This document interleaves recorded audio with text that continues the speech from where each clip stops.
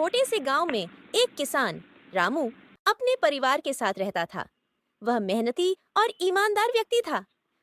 उसकी फसलें अच्छी होती थीं, लेकिन गांव में और भी किसान थे जो ईमानदारी से दूर रहते थे।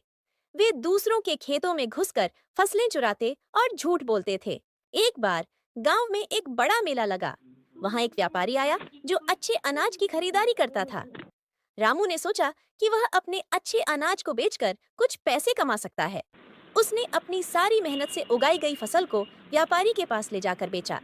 जब व्यापारी ने अनाज की गुणवत्ता देखी, तो वह बहुत खुश हुआ और रामू को अच्छे दाम देने के लिए तैयार हो गया।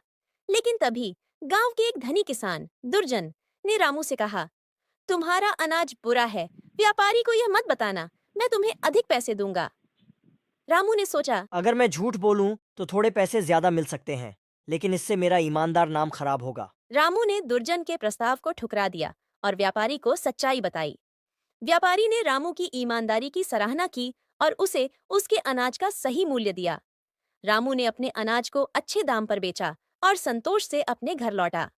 कुछ समय बाद गांव में एक बाढ़ आई। कई किसान अपने खेतों में नुकसान के कारण परेशान हो गए, लेकिन रामू की ईमानदारी ने उसे बचाया। गांव के लोग उसकी मदद के लिए आगे आए।